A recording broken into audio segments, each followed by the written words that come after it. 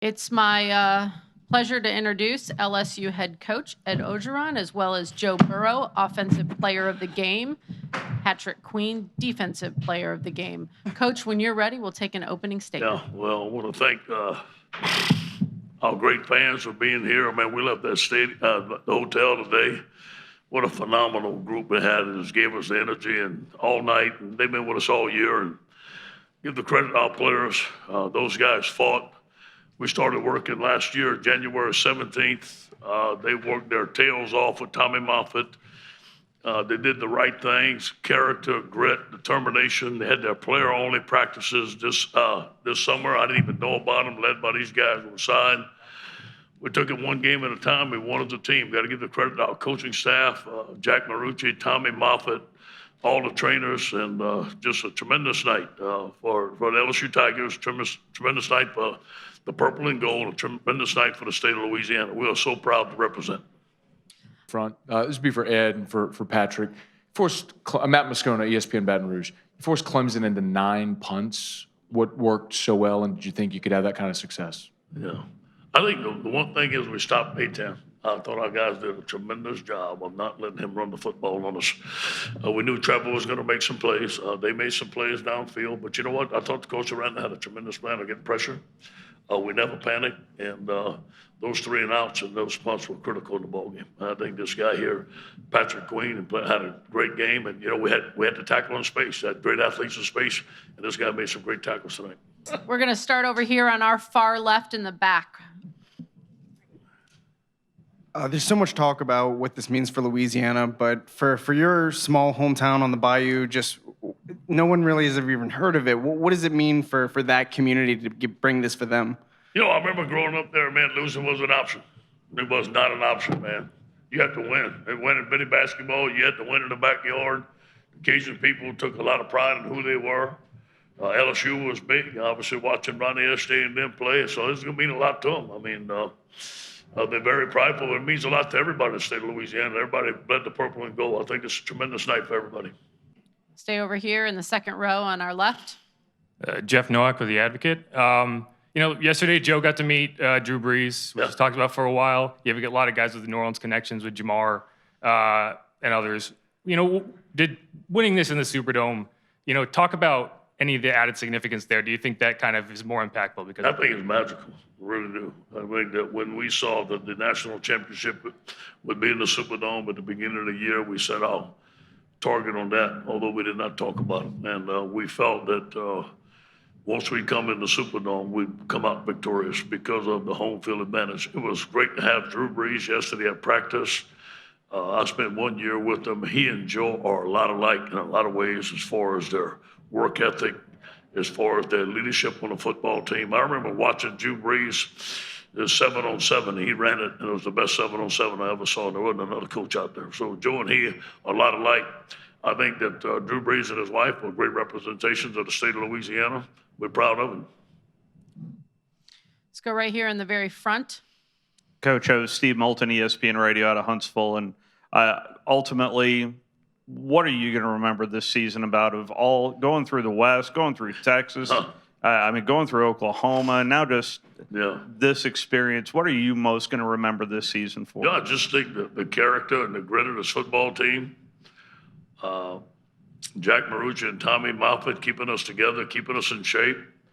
I felt like we could have played it for another month. We were not tired. This team was ready to go. They were enthusiastic.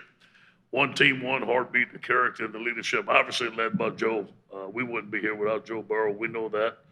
The hiring of Joe Brady and him, the way Steve and Big work together. The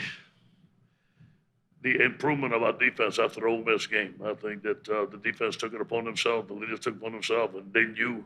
I think when we didn't talk about it, but we changed from first to second or something like that because of the defense. I think that was an advantage for us. Our guys took it on a chip on their shoulder, said, hey, man, wait a minute. It ain't going to be on us. So all those things combined. But this team was competitive. And you got to give Clemson some credit. Now, they're a good football team. Venables had a good plan. Great game. We're going to stay in the same section, couple rows back. Ed, Dan Wetzel, Yahoo Sports.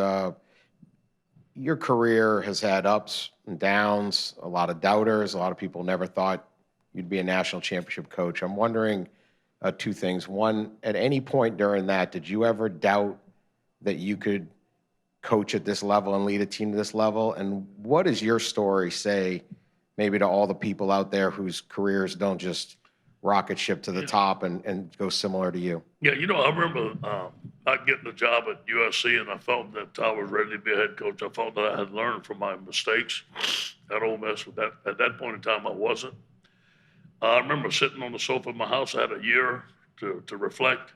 I remember watching SEC games, and you know what? I know I can compete with these guys, given the right place. I mean, you got to be in a place like LSU and have great coaches and great players to win it. I don't think I could have been somewhere else, and we had the success that we had so fast. So I think it's a combination of being in the right place at the right time. I think it's a perseverance too. And man, people are going to talk and all that, but you can't let it affect you. I use that as an internal motivation. People, they tease me the way I talk, tease me the way I look, and when it's kind of funny. The things that I was doing at Ole Miss, I was ridiculed for. And now I punch myself in the jaw, and everybody at LSU likes it. So it just depends where you at, man. But it's been a great ride. I got to thank my family. And listen, man, I'm in the right place at the right time, and a great school with a great coaching staff. I have all the resources that we need.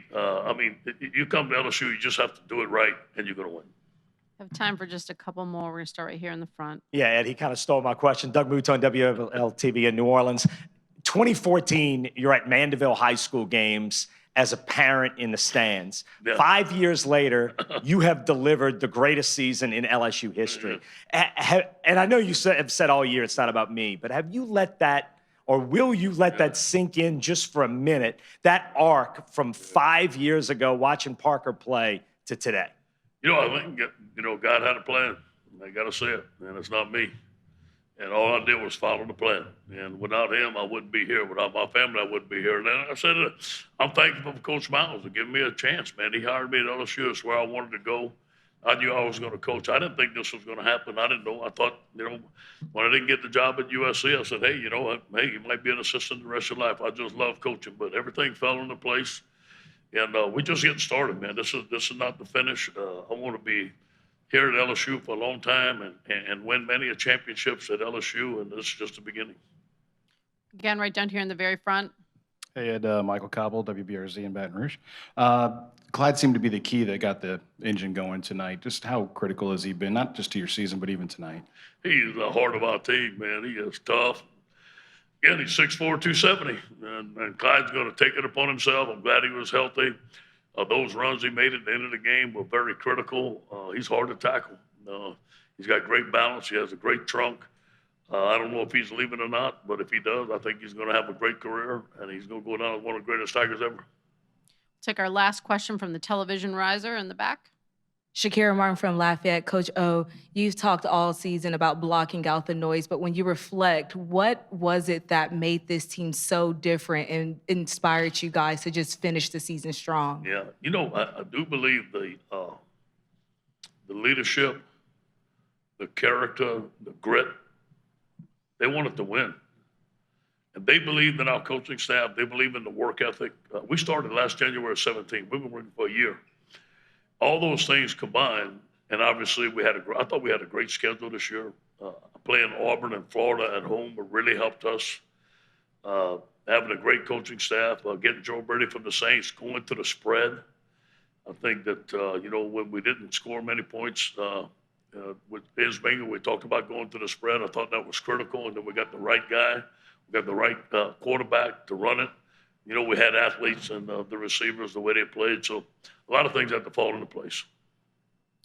Coach, thank you very much and congratulations. Go Tigers. That concludes tonight's National Championship Game news conference.